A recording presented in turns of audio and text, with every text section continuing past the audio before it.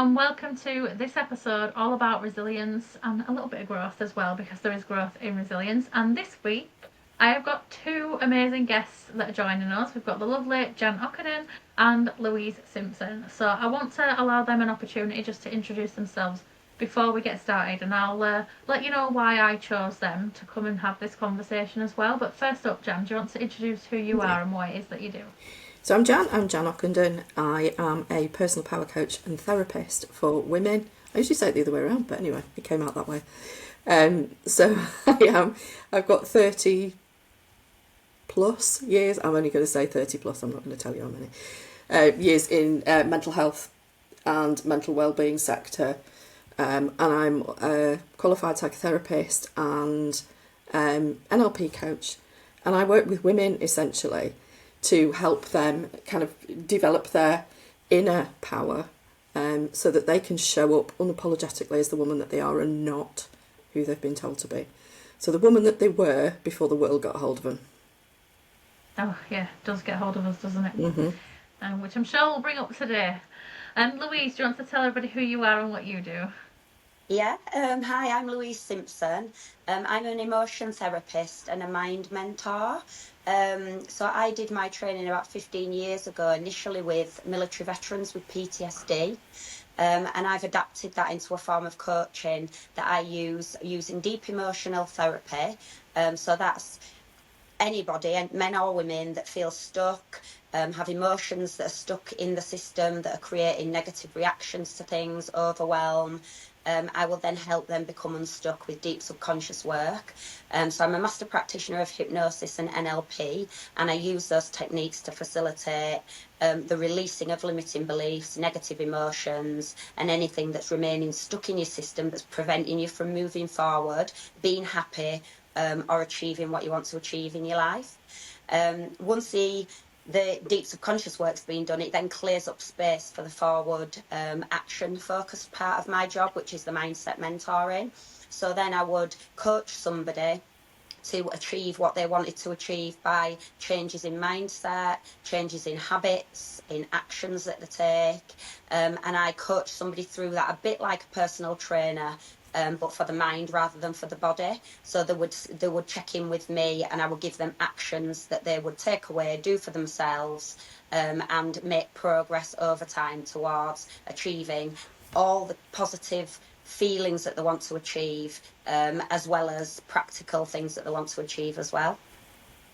And a lot of the work that all three of us do, obviously I'm a business coach, but with Jan and Louise, I think a lot of people in the personal development world are in it because of their business out there. They want to improve because of the goals they have with their business. And the reason that I invited both these two amazing ladies to join me was because when I started my networking business, my first in-person event a few months ago, we ended up having a conversation about resilience, didn't we? And I was like, we need to talk about this and our own, I guess, our own ways that we've been resilient and what we think it means to us, and have a conversation where people can be a fly on the wall, because I do believe that these conversations we have in little groups in networking is so powerful that other people need to hear it, and they don't often get that opportunity. So we wanted to bring it to you as a listener.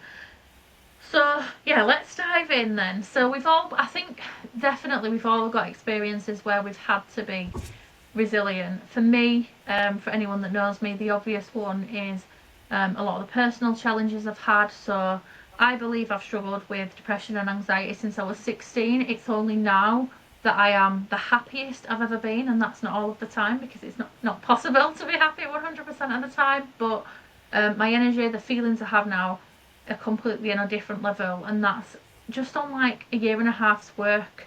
Actually, I'm not gonna lie, it's coming off contraceptives for me, has definitely changed that, and it's helped me see, because it's one thing I gave a try, but I've been working on personal development for the last 4 years, and I needed to be resilient because having that already, but then having children and having a big dip after my second child, and dealing with postnatal depression. But a lot of the things I think I dealt with when I first became a mum were probably down to ADHD, and like the feelings and the things that were affecting me were intensified.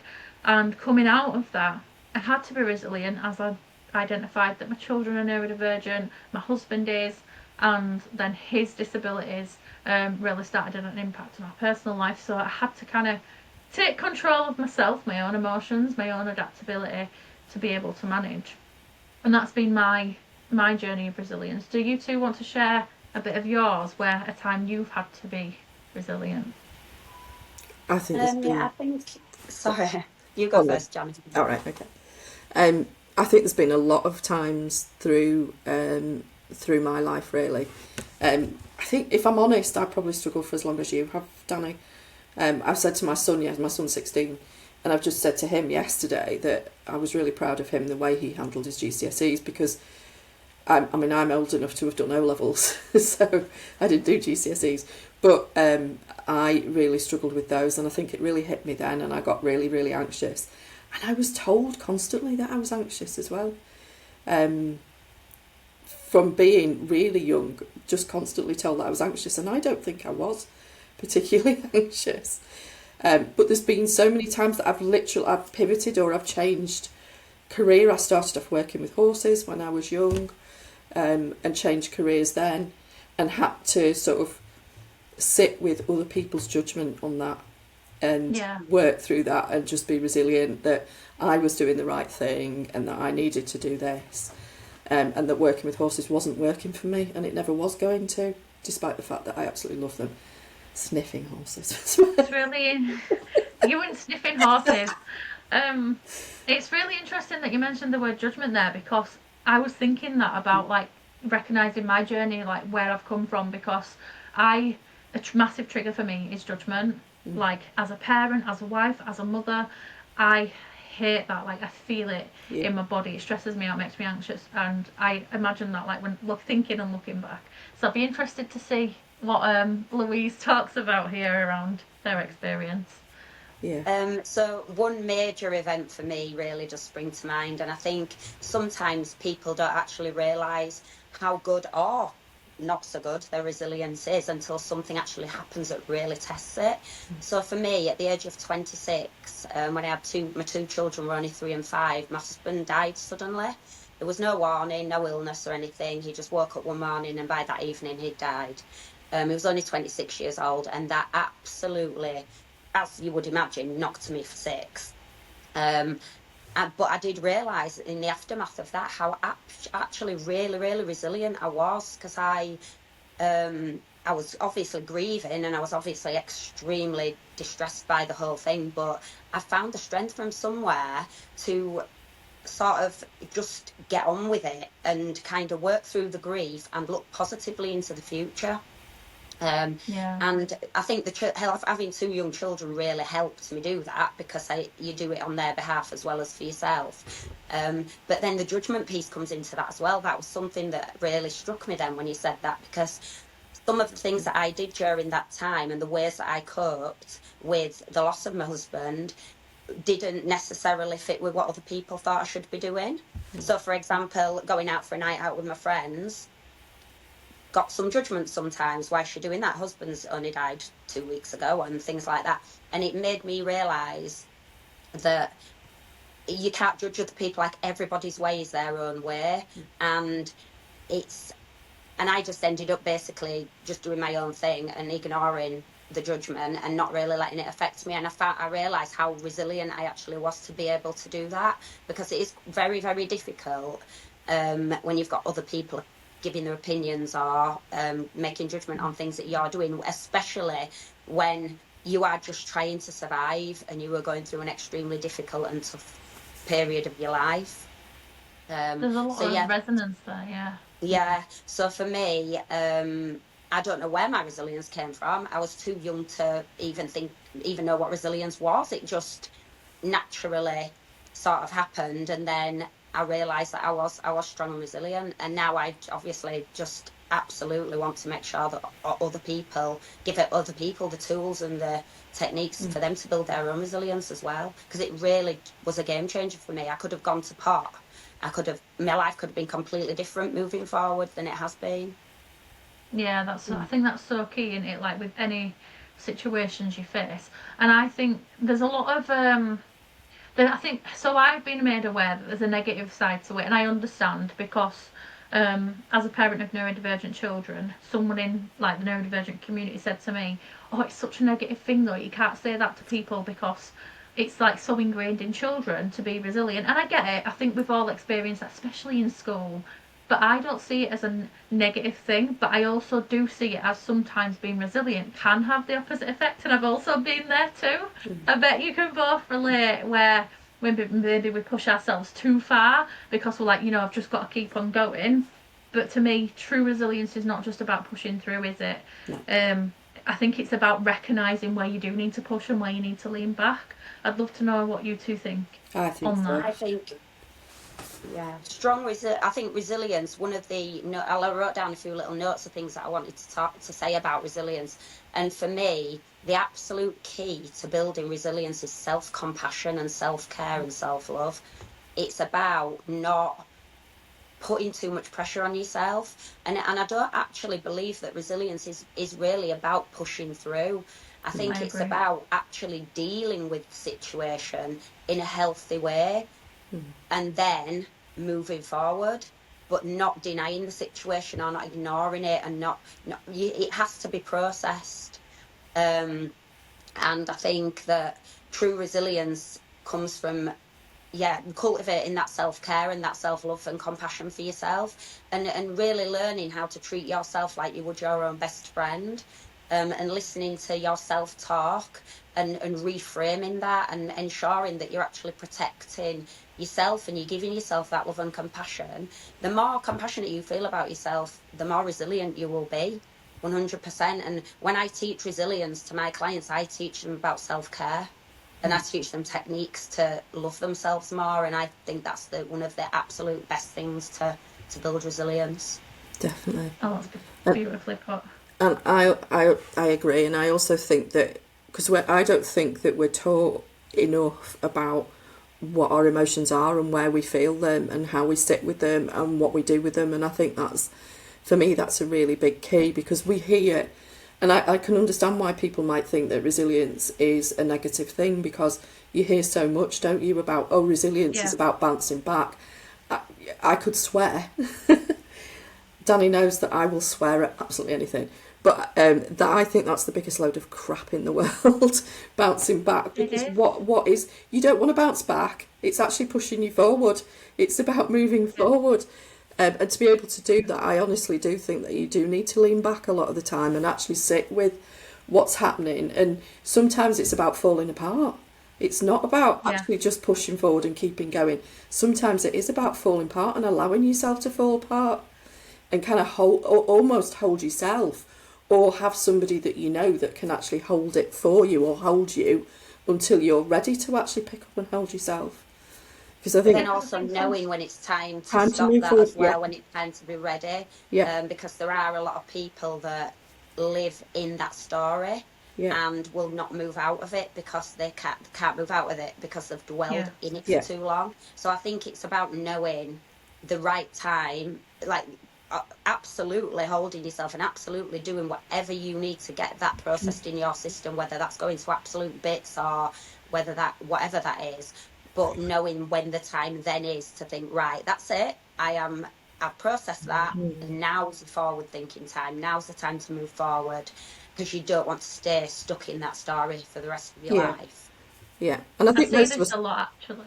I was just going to say, I think most of us have that kind of, I don't know about anybody else, but I get that point, it gets to that point myself where I think, oh, I'm bored of this now. Yeah, you I need kind of to, shake yourself up, don't you? yeah, I want.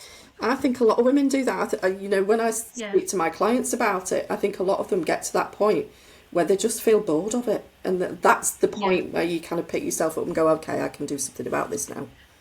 When you were speaking as well, like, so for those who are listening, if you didn't know, I have a framework, and which is why I wanted to talk about resilience, and it's called Charm Framework. So it's clarity, um, honouring that commitment.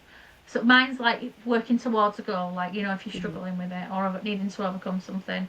And then acceptance, which I think is massively important. Like the middle parts are the most important parts for overcoming something challenging. So acceptance, like where you're at, is so important. I don't think we can take any action on anything until we just accept where we're at. And then the R in the charm framework is for rest and regulation, which I want to come back to and talk on.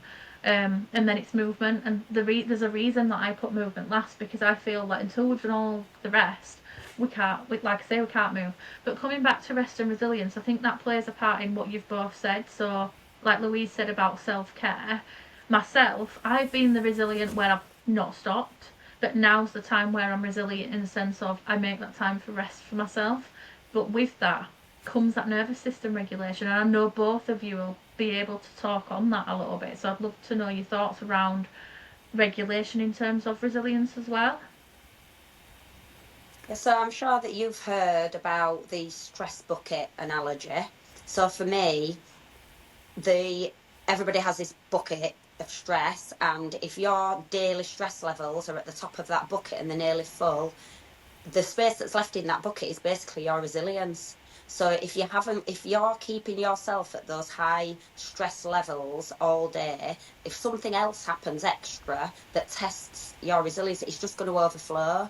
And that's where you get the big meltdown or the crash or the burnout and the overwhelm. So for me, a big thing is to keep your stress, just your day-to-day stress bucket as low level as possible.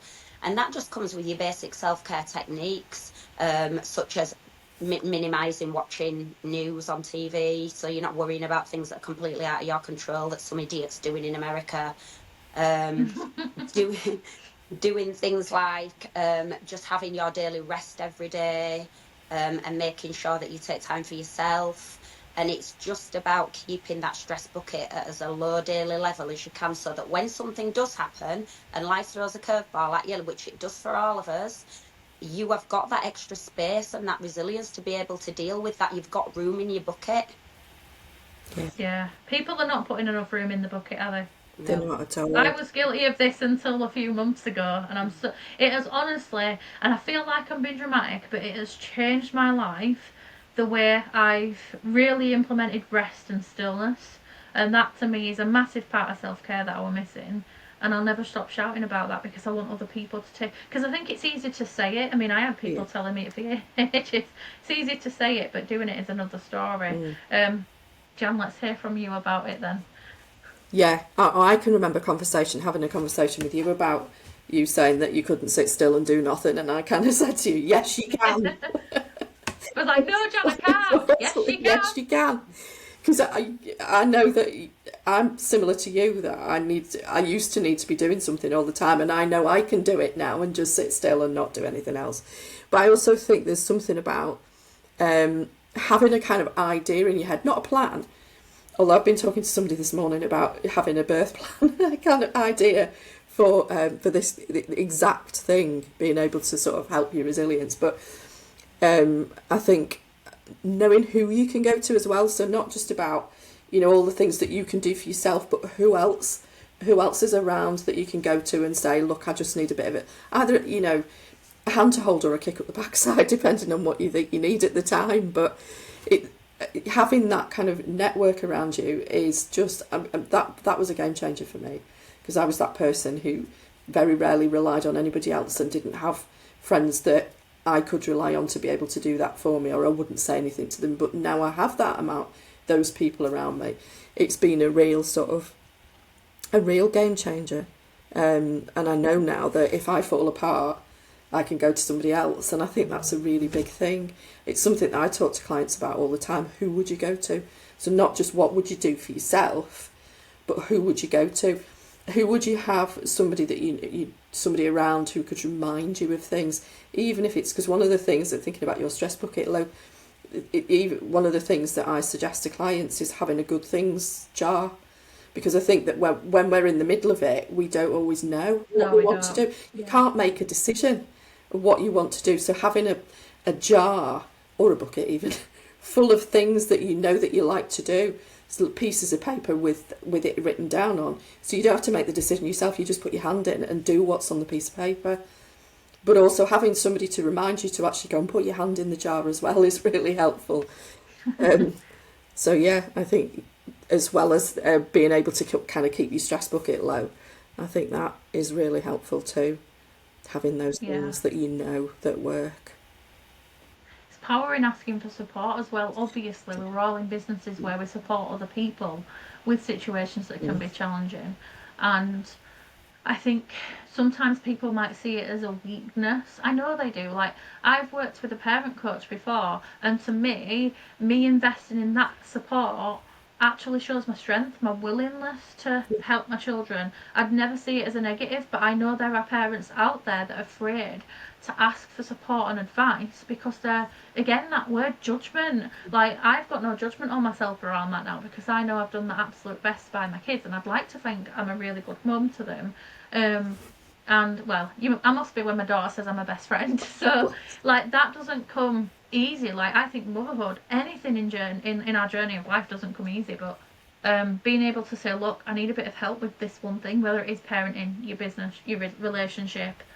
And do you know what came to mind actually when we were talking?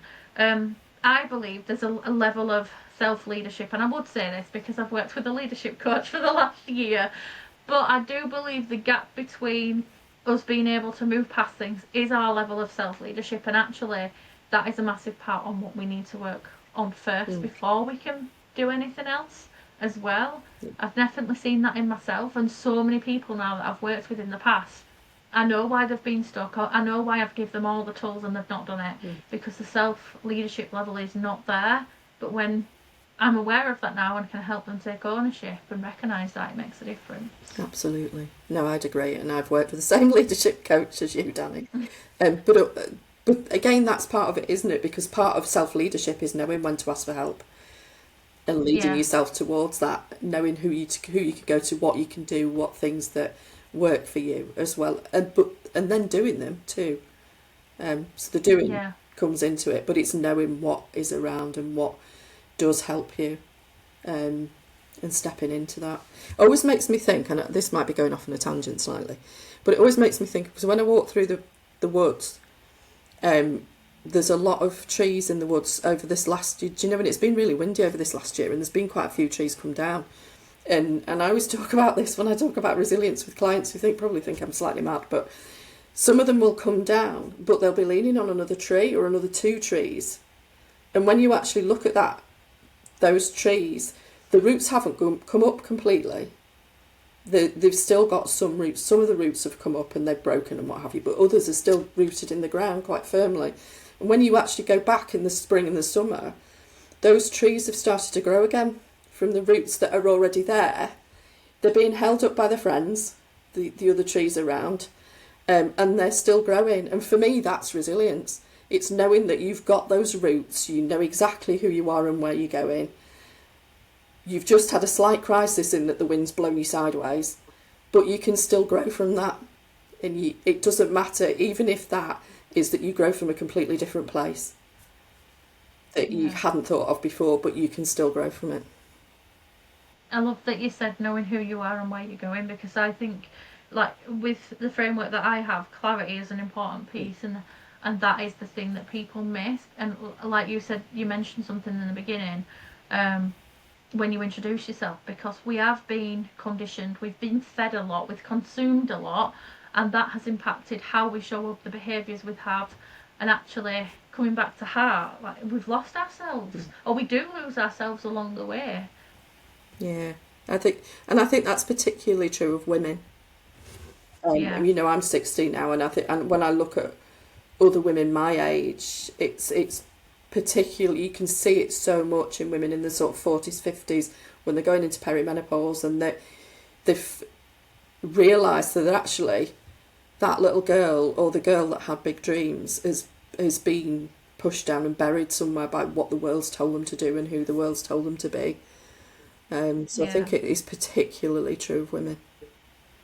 I see it a lot when women become a mum, and it's not a bad thing. I get it, like wanting to put your children first, but I've had a conversation with someone before, like, oh, how's business going? Oh, well, actually, I've closed my business because I've got neurodivergent children and I'm homeschooling. So they've completely let their passions go. And I get it because it takes a lot of time, it takes a lot of energy. But to me, I find that heartbreaking because, like, at the end of the day, when my kids grow up and they fly the nest, which I'm absolutely dreading, by the way, and I will have to practice resilience then. Oh, it scares me so much that the oldest is going to high school in a couple of months. But I think that at that point in life, I want to be able to, and I think I'm inspired by my own mum here because she's on holiday every time she's off work, living life, and seeing her have those experiences with no flying monkeys given, just doing it, living life, loving it. Hats off to her because I want to be doing that when I'm her age too. Because she's done her time with the kids, but you know what? She never stopped. Like when we were kids, like she'd work, she'd get the things she wanted to get for. She'd find a way, and I guess I kind of get some of my resilience from her. I'd love to know where you find your resilience came from. Actually, is there a little backstory for either of you of where you? Well, Louise, you said you didn't know where it came from, didn't you? I don't know, but thinking about that, what you've just said, Dani, about your mum, I think possibly mine as well. My mum had me when she was 16. And she had my brother when she was 18. So she had two young children at a very, very young age, and she pretty much just, she got on with it, and she was an amazing mum and very, very devoted to us, and did, fulfilled all our needs. And she was still a child herself. Yeah. And I feel like she was always positive. We never she never exposed us to any hardship or anything, although there must have been hardship. There must have been sort of times when money was scarce. I mean, we were not well off by any means or anything like that, but she just made our lives fun and happy. And if we had no money, we just did things that cost nothing. We'd go out in the rain and splash in the puddles, and just because she was quite young herself, I think she was also of a very young mindset as well, so she was very playful. um and I just remember having such a happy childhood and not realizing my mum was so young, obviously, at the time. But when I look back now, I think, my gosh, she was a teenager. And that she was a really, really strong woman to be able to do that and make such a great job of it. Oh, that's amazing. That I love that. It's interesting, isn't it, when you look back as an adult and think, oh, I see this in a different perspective now that I'm a parent now that I've worked on like whatever goals we have in life and jobs and things. What about you, Jan? Where do you think your resilience comes from? I think from a lot of the women that I've spent time with. So I honestly can't say. I mean, my mum probably was resilient, although I didn't have a particularly good relationship with her at all, really. But my nana definitely was. My nana was a feisty little madam. I think probably I'm most like her than anybody else in the family.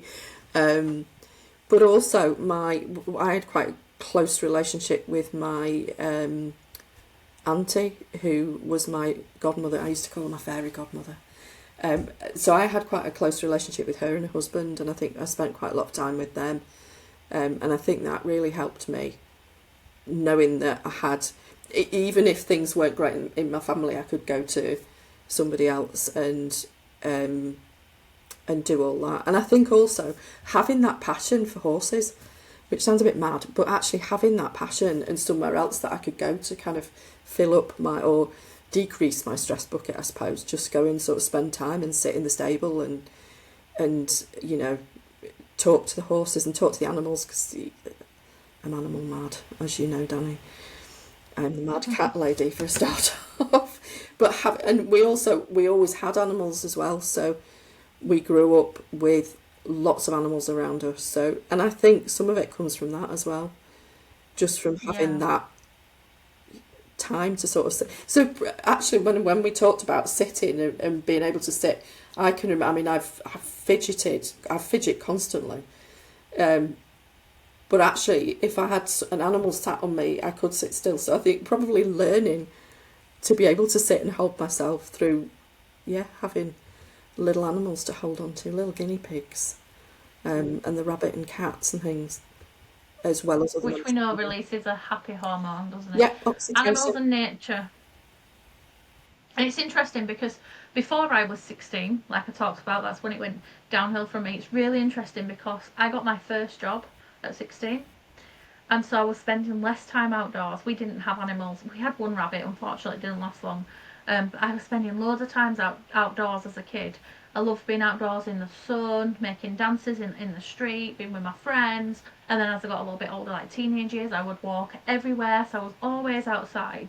I had a permanent tan. I was permanently brown because I was outside that much, and we did have holidays every year, which helped.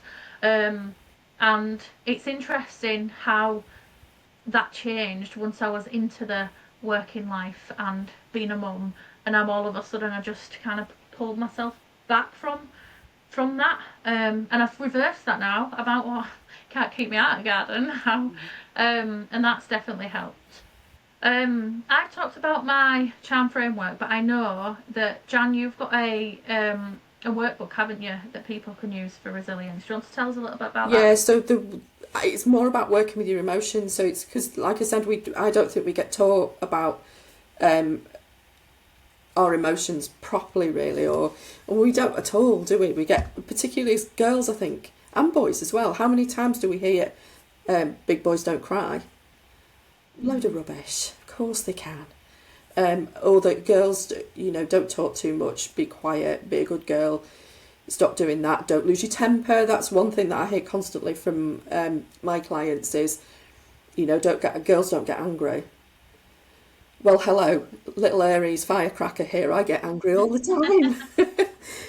So my workbook is all about sort of sitting with your emotions and being able to kind of frame them as a notification from your body and not as something bad, not as something negative, but actually that's your body telling you that something needs to happen, that you need something, either that you need to sit back or that you need to go and do something nice for yourself, you need to eat or whatever. It's all about kind of sitting with those emotions and using them almost like the notification that you get from Facebook. So and so's done a post that you need to go and have a look at. Well, that's your body's done a post that you need to have a think about. So it's about that kind of thing and sitting with that. And there's a kind of overall framework, but then there's some evening practices and morning practices as well to sit with. And it is all about checking in with yourself, Yeah. giving yourself that time just to sit in stillness and check in. What do I need today? What do I need to do today? What do I not need to do today? What's my body telling me that I want or that I need for today? And Emotional just because resilience. it's really important, and I think it's amazing. Do you want to plug your Be Bold at the GP as well? Do you just want to drop that in and let us know how people can connect with you and come and find both of those resources? Yes, so my Be Bold at the Doctor's Surgery grew because I hear all the time from lots of, I have actually got a client who's a doctor at the moment, so probably not from her as much, but lots of women come to see me and they say that they've given up going to the doctor because they never get what they want. They get into the surgery, and because of a lot of us have grown up thinking that doctors are gods, and they're not. They're human just like the rest of us. We've been taught not to make a fuss, not to push too hard, not to kind of demand what we want. And it's not about demanding, actually. It's about actually asking. So it grew out of that, really, because I've heard it so much that women have stopped going to the doctor. A lot of particular, and it is particularly women, I have to say, because I don't think it happens quite as much to men. But a lot of women that I was seeing weren't going to the doctors, or if they were going, they were coming out feeling really unsatisfied or dismissed. I had PMDD myself, and it took a year before they diagnosed it, and I actually had to say that I had a knife in my hand and I was wondering who to cut first, me or my husband, before they would actually diagnose it. And I'm still hearing stories like that from women as well. So it grew out of that. And it's about women becoming really clear about what it is that they want, what's going on for them, exactly what's going on for them, because I think we sometimes don't, the emotional resilience framework helps with that as well, to be able to sit with it and say exactly what is going on here so that I can put that across in a clear way to the GP, because they've only got 10 minutes, they can't, they can't sit and listen to Yeah, it. preparation is key for that, which I'm guessing Absolutely. you're helping with here. Yeah, exactly. But also having a kind of framework for yourself of what will you accept, what would be the most magnificent thing that you could come out with, and what would be the best thing. Do you know what I mean? So what would be an ideal, what would be better, and what would be, okay, I can manage with that you can come out with as well, so that women are not coming out feeling really unsatisfied, basically. But yes, to help them get clear, to help them feel more confident as well, because I think that's the thing, that we're taught to be good girls, not to ask for too much, not to be demanding.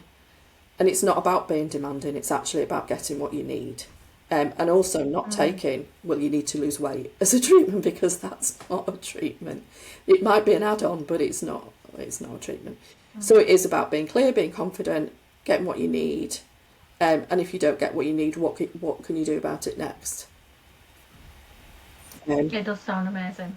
And where can they come and connect with you to hear about and get access to both of those? So you can connect with me on social media. It's just my name, Jan Ockendon, on social media, either Instagram or Facebook, or via my website, which is janockendon.co.uk. Amazing. Nice and easy, unlike me, who's got the longest web address ever, Queen of Business Organisation, and now is wishing I did use my name, but this was a debate that came out when I started my business because my name is so blooming common. Louise, what's going on for you at the minute? What can you do in order to help people with growth at whatever stage they're at? So one thing I love about you is you always talk about everyone deserves to be happy. So I had to mention that because that pricks my ears up every time I see you, because that just makes me feel good, and like a sign to myself like what I'm doing at the minute makes me feel happy and I'm on the right path. And I want more people to feel like that. So I'd love to hear what's available from you at the minute to support people. Yeah, so I've got a free Light Up Your Life challenge that I offer for people. That's via my website. So my website is lsmindcoach.com. The Light Up Your Life challenge is a 28-day challenge, and it's basically for anybody that just wants to put some habits into their life that are going to just make them feel better every day, make them feel happier, more joyful. There's lots and lots of little habits in there, but they're all very small things that don't take 2 minutes every day, lots to pick from, and it's just to challenge yourself to pick some of those habits. Examples of those would be saying I love you to yourself in the mirror every morning, or if you can't manage I love you because it makes you absolutely shrivel up and cringe, just wave and smile at yourself, give yourself a thumbs up, but make it a habit, do it every single morning. And things like doing some gratitude journaling on an evening, just writing 3 great things that happened today, really quick, really simple, but every day. So it comes with a checklist so that you can keep track, tick the box that you're doing it every day. And the idea is of it being a 28-day challenge is that once you've done it for 28 days, hopefully it's ingrained that much that you will continue to do it then forever. And those habits will just make you feel happier every day, make you feel a bit lighter, a bit more grateful, look more like sort of counting your blessings rather than looking at bad things all the time, changing your focus to look at the positive. And that's for free, so all anybody has to do is visit my website and you'll just be able to download that challenge. And my services that I offer, obviously, if anybody wants some deep work with me on a one-to-one basis, I offer that. I offer a programme of a mix of emotion therapy and mindset coaching. And I also offer a membership, which is a weekly call with me for half an hour, and that is like a PT for your mind rather than your body. So we set actions, we set goals, you go away and do them, then you come back to me and we'll have a look, see how you've got on, maybe tweak them, maybe change them, and keep progressing as time goes on. But I just let me put it out there, I'm not soft. So and I don't really I'm not into the excuses game or anything like that. So if you work with me, I'm kind and compassionate, and I absolutely love helping people, and I will hold your hand and I will give you a hug and I will dry your tears and all that, but at the same time I will absolutely kick your ass if you don't do what you've committed to do. That's what people need. There's no change without action, and you've got to commit to it. And I will only work with somebody who's ready for change. And if you're ready for change and you want to do it, then yeah, brilliant, we'll make it happen. If you're not quite ready and you're in your sob story, I'd ask people to go sort that out first with a therapist or with me as a therapist before you start the action side of things. A bit like what Jan was saying before, you've got to do the subconscious work first. You've got to release all the stuff and process it all and all the emotions and everything first. And then once you've done that, you can then work on self-improvement, self-development, progressing yourself further. So yeah, I'm fully on board with that as well. So everything can be found on my website. And I'm on Facebook and Instagram, and it's all just LS Mind Coach. It's really simple. Another easy one to go and find. Like, Yeah. honestly, don't overcomplicate it like me. That's a tip that I'm going to share today. And then I myself have, I've got something coming up. So I've been talking about my charm framework today, and it's something that I've talked about since I launched my book last year, which both of you were actually there when I spoke about resilience. And I realised that I need to get this out there even more. So I've decided to do it for free. It's going to be run live this year in August on an evening. It's going to be 2 hours, so anyone who joins is going to have to bear with me. But the reason I've done this is because I don't want to just throw a training at you and off you go, see you later. I want people to actually come onto that session and have some breakthroughs live on the call. I'm going to record it so that it can be kept for anyone who wants to do it again or watch it back. And then I'll have it on my website for people to take in use as well. And I actually use that framework. I've even used it with my kids this weekend. Um, I've used it with my children, and not in a like, because I'm not a therapist, but not in like a therapy coach way, but just to support with some of the behaviours that my daughter's having. And I was like, hang on a minute, she doesn't understand what's happening here, so I thought I need to help her get clear. So I thought I'm going to talk with her through this. And what was really interesting is we've gone from her not paying attention to actually listening and recognising what she can do now that can get the rewards that she wants and things like that, because we're all about positive reinforcement and, you know, the outcomes that we can get together. And I find that's working. So yeah, I'm bringing that for free this summer.